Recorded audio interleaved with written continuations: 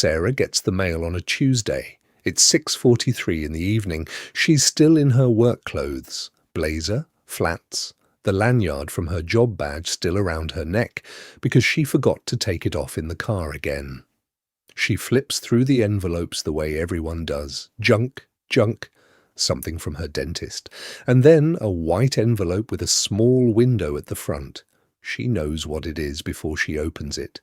She opens it anyway. The number at the bottom is $487,200. She folds the letter back up.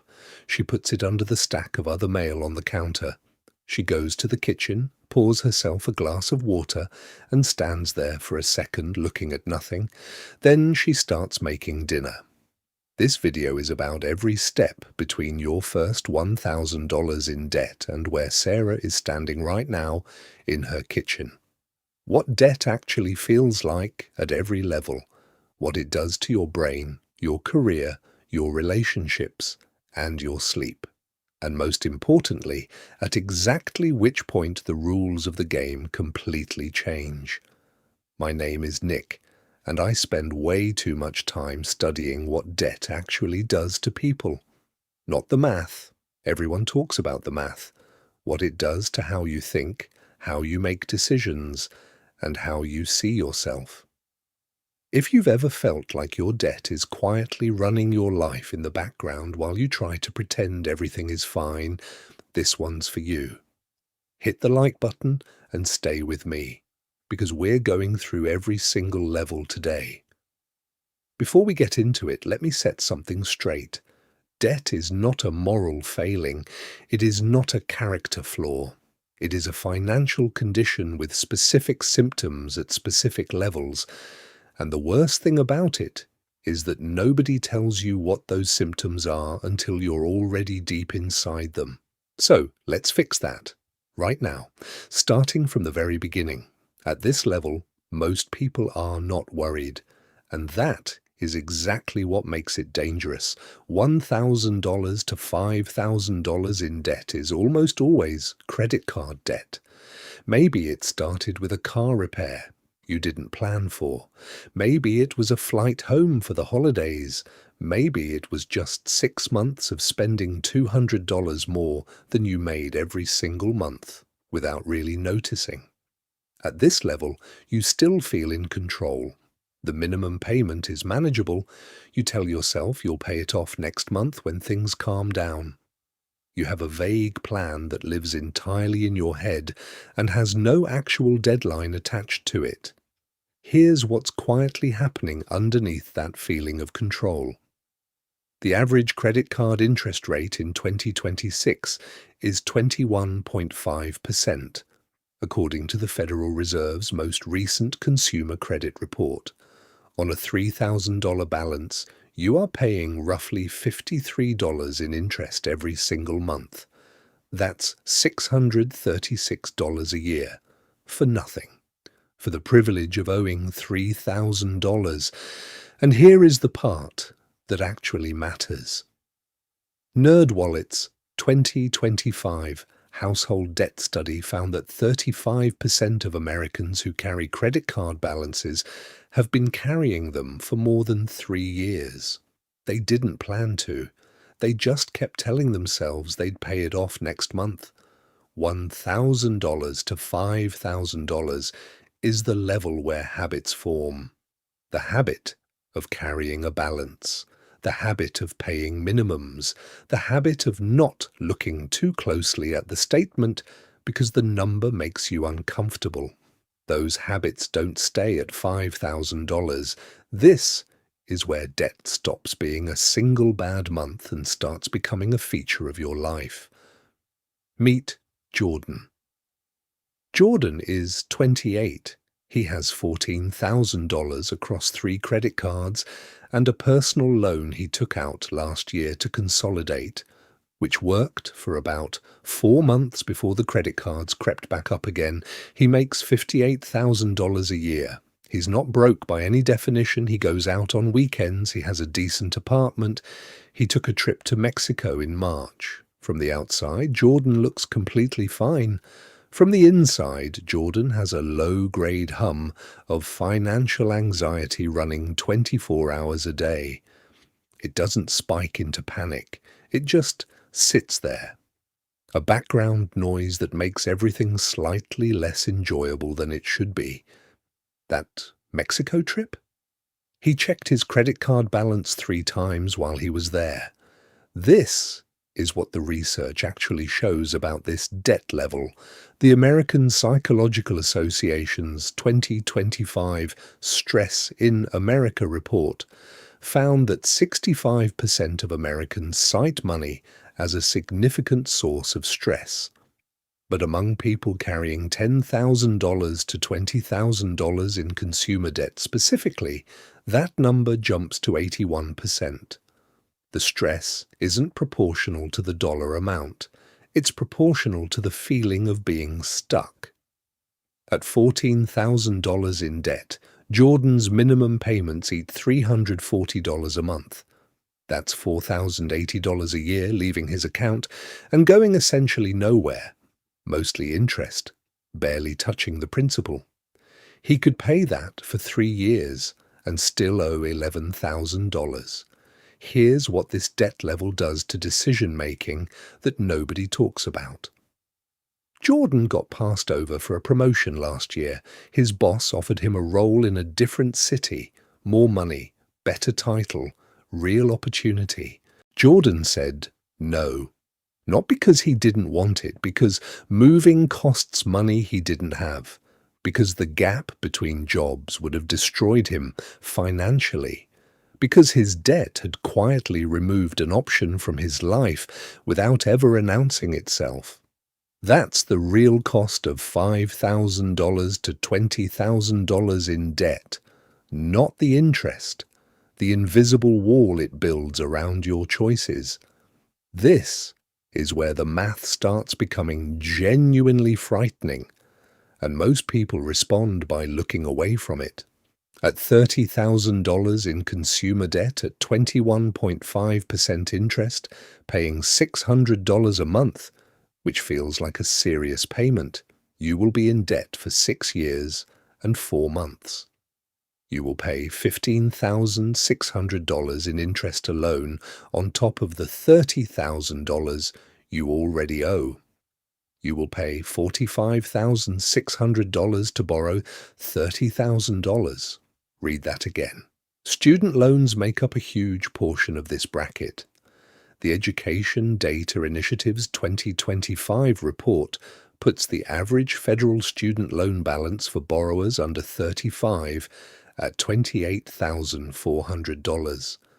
And unlike credit card debt, student loan debt has a specific psychological feature that makes it uniquely damaging. It came from something that was supposed to help you. You borrowed it optimistically. You borrowed it for a future version of yourself that was going to earn enough to make it irrelevant. And when that future arrives, and the payment is still $340 a month, and your salary didn't scale the way the brochure implied, there's a specific kind of resentment that settles in. Not anger, just a slow, quiet feeling that you made a bet and the bet didn't pay off the way you planned. Here's what this debt level does to relationships, and this is the part nobody puts in a financial video. Ramsey Solutions' 2025 Money and Marriage Survey found that 41% of couples who argue about money say debt is the primary source of conflict. Not spending habits, not income differences, debt. Specifically, debt one partner brought into the relationship that the other didn't fully understand until they were already in it together. At $20,000 to $50,000 in debt, you are now carrying something that affects the people around you. It affects whether you can move in together, whether you can afford a wedding, whether you can buy a house, whether one partner can leave a job they hate. Debt at this level doesn't just constrain your choices, it starts constraining someone else's too. This is where most people go silent, because $50,000 to $150,000 in debt, the kind that isn't attached to a house, is a number most people are deeply ashamed of. They don't talk about it at dinner. They don't post about it. They minimize it to their partners. They file it somewhere in their brain under "I'll deal with this later" and do their best not to think about it directly. But here's the reality of who lives in this bracket. According to Experian's 2025 State of Credit Report, the average American household carries $104,215 in total non-mortgage debt. That includes car loans, student loans, credit cards, personal loans, and medical debt. The average. Not the outlier, the average.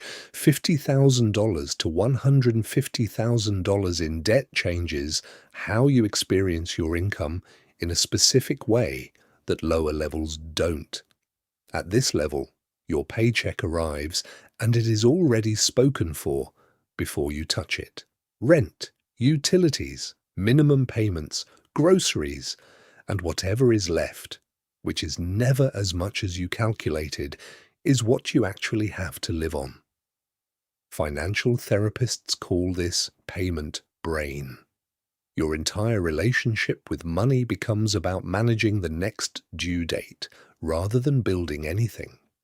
You stop thinking in terms of goals and start thinking purely in terms of survival windows. Let me introduce you to someone living here. Daniel is 34.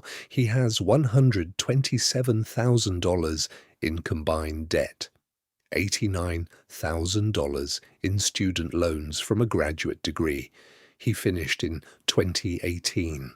$22,000 in credit card debt accumulated during a period of unemployment in 2022, and $16,000 left on a car loan. He earns $76,000 a year, which sounds like enough until you see that his minimum monthly debt payments total $1,840. That's $22,080 a year, going out, before rent, before food, before anything. Daniel hasn't been to a doctor in 2 years because the copay feels irresponsible. He's been at the same job for 4 years because leaving feels impossible. He can't afford a gap. His credit score is 611, which means every financial product he tries to access costs him more in interest than it costs someone with a 750. Debt at this level doesn't just cost you money. It costs you health decisions, career decisions, time. And here's the thing about $50,000 to $150,000 in debt that is genuinely cruel. The minimum payments are large enough to feel like you're doing something, but they are almost entirely interest. Daniel could make his minimum payments faithfully for the next 10 years and still owe $80,000. The treadmill doesn't stop moving just because you're running on it. Here is where something strange happens. Debt at this level stops being purely consumer debt and almost always involves real assets. A mortgage, a business loan, an investment property, medical debt from a catastrophic health event. And this is where the entire nature of debt splits into two completely different categories, and confusing them is one of the most expensive mistakes you can make. There is debt that owns you, and there is debt that you own. A $400,000 mortgage on a house that appreciates 4% annually in a market where renting the equivalent would cost you the same monthly payment. That's debt working for you. You're building equity. You have a fixed payment while your asset grows. Inflation is quietly eroding the real cost of what you owe. $400,000 in credit card and personal loan debt at 21% interest. That is debt that owns you completely. There is no asset. There is no appreciation. There is only a number that grows faster than you can run. But here's what this level does psychologically that the lower levels don't. At $150,000 to $500,000 in debt, many people experience what researchers at the University of Nottingham identified in their 2024 financial stress study as debt resignation. The number has become so large that the brain stops processing it as a real thing. It becomes abstract, detached from reality. People at this level often describe feeling oddly calm, not because things are fine, but because the brain has hit its anxiety ceiling and simply stopped sounding the alarm. That calm is not peace. That calm is danger. This is where Sarah lives, standing in her kitchen, $487,200, folding the letter back up and putting it under the other mail. Not because she doesn't care, but because her brain ran out of ways to process how much she cares. Here's what I want you to understand about every level we just walked through. The debt level itself is not what determines your outcome. The turning point is a single decision that looks different at every level, but is fundamentally the same decision. The decision to stop looking away. The research backs this up in a specific way. A 2024 study published in the Journal of Financial Therapy found that people who tracked their debt balance weekly, not monthly, not whenever they remembered, but weekly, paid it off 43% faster than people who avoided checking. Not because tracking changes the math, because it changes the relationship. You cannot solve a problem you refuse to look at directly. At $1,000 to $5,000, the turning point is automating a payment that is 3 times the minimum. Today, not next month. At $5,000 to $20,000, the turning point is writing the number down, the actual total, all of it in one place. Most people at this level have never done this. At $20,000 to $50,000, the turning point is the avalanche or snowball method applied with surgical consistency, not motivation. Consistency. Motivation runs out. Systems don't. At $50,000 to $150,000, the turning point is income. You cannot cut your way out of this bracket. You need to earn more. And that requires treating income growth as the primary financial objective rather than a nice bonus. At $150,000 to $500,000, the turning point is professional help, not a YouTube video, a non-profit credit counselor, a bankruptcy attorney consultation to understand your options, a financial therapist who specializes in debt psychology. The complexity at this level exceeds what individual willpower can solve. Go back to Sarah in her kitchen. She makes dinner, she eats, she washes the dishes, and then, and this is the part that matters, she goes back to the counter. She picks up the white envelope. She unfolds the letter. She gets a notepad.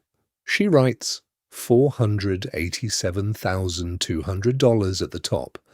And then she starts writing everything else underneath it, every account, every balance, every interest rate, every minimum payment.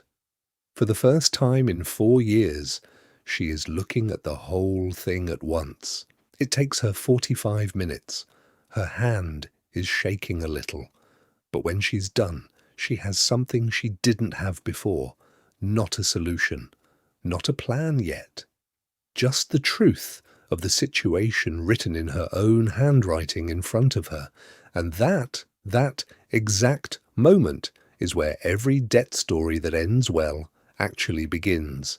Not when you earn more money, not when interest rates drop, not when something external changes, when you stop folding the letter and putting it under the other mail.